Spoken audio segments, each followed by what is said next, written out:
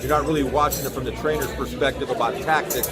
You're kind of watching what you need to address when he comes back and sits down for that 60 seconds. So at the end of the day, you're watching the fighters every move so you can know what their needs are going to be. Absolutely, and I think you just have to pay close attention and make sure that at ringside you have all the tools and the resources that you need to let your fighter fight that next round. As a cut man, can you tell the team that the fighter does not need to go further based on something, injury in the face, head, bleeding? Well, I mean, obviously, if they trust your input, you have a good relationship with the trainer, the assistant trainers.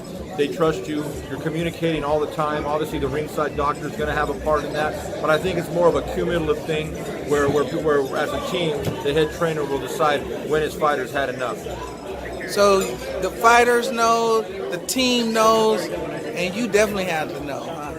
Absolutely. It's definitely a collaborative effort. Obviously, the fighter's the one putting in that hard work every round, and we want to be there for him to be a resource for him in his time of need in between rounds. What is your ultimate goal as a cut man, to either a boxer that you want to be in the ring with as a cut man, or saving someone's life?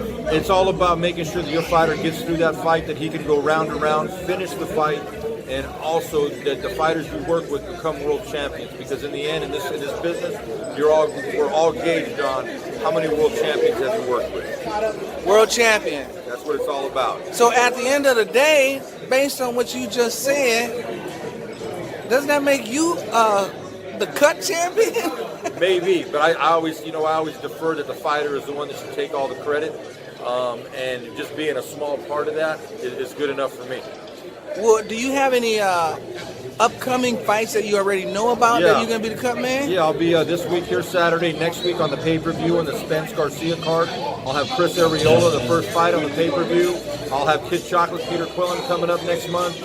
Former WBC super middleweight champion Gilberto Ramirez at the Staples Center April 12th. Quillen April 13th. I got Julian J. Rock Williams coming up probably in the spring against Jared Hurd.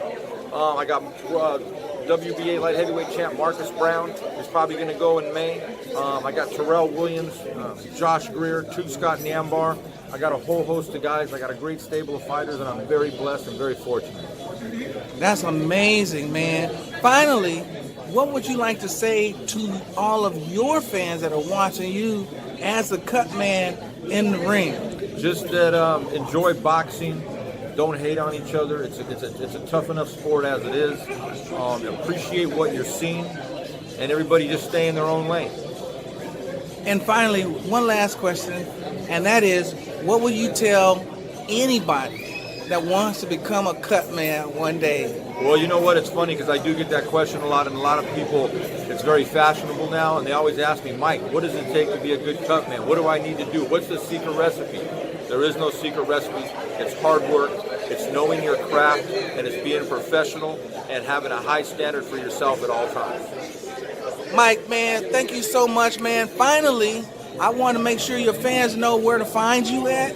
So tell your fans, man, where they can find you. So to all 4 of my fans out there, you can follow me on Twitter and Instagram at Boxer Rodz, BOXERRODZ. Man, thank you so much, man. Keep up the good work. Thank you. Best cut man, at least the best one that I know. Thank you, man. In the business. Thank you.